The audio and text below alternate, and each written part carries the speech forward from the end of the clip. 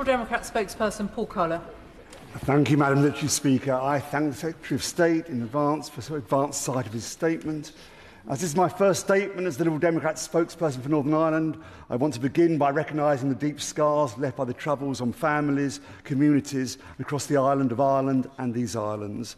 The pain, loss and legacy of that conflict remain deeply felt to this day.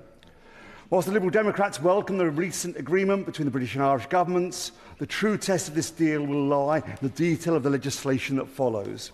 The government's stated intention to promote an honest attempt at reconciliation, to draw a line under decades of division, is one that every member of this House can understand. Victims' families deserve truth, justice and closure.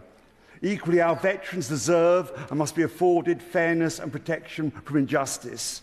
As the Secretary of State has said, the Legacy Act introduced by the Conservatives failed to gain the support of any of the parties in Stormont, victims' groups or the Irish Government. This lack of consensus speaks volumes, but not loud enough, it would seem, for His Majesty's official opposition.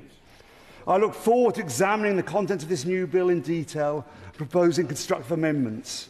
My party will engage fully with the government, as lasting reconciliation depends upon transparency, fairness and independent oversight. That means an effective information retrieval body with statutory disclosure powers, meaningful participation for victims and safeguards to uphold both justice and compassion for veterans and victims alike. May I therefore ask the Secretary of State three questions. First, how will this bill ensure reconciliation is not imposed from above, but built from the ground up? Secondly, based on the many meetings my party has had with veterans and their representatives, what specific safeguards will the government include to ensure fairness, proportionality and proper protections for those who serve with integrity? And lastly, how will this government ensure that prosecution under the law, or the possibility of it, can never be used to harm, oppress or discredit those who fought for our country, regardless of the final verdict?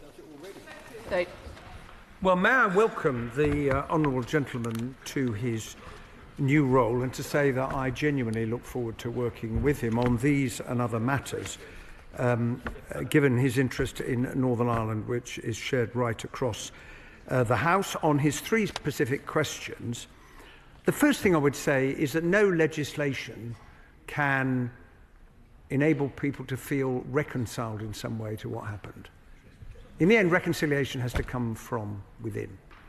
And that's why the title reconciliation will not be in the new name of the Legacy Commission, because it is a consequence of a process that we are trying to put in place if families can find answers.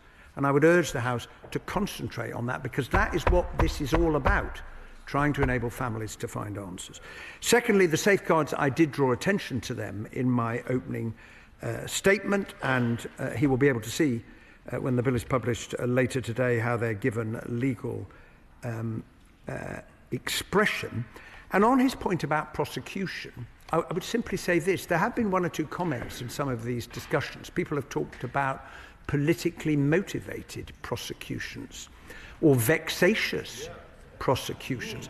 I think it's very important, Madam Deputy Speaker, that the House upholds the integrity and independence of the prosecutorial authorities. A fundamental bedrock of our legal system is that independent prosecutors make those decisions. And to suggest they are any way politically motivated, in my view, is profoundly mistaken.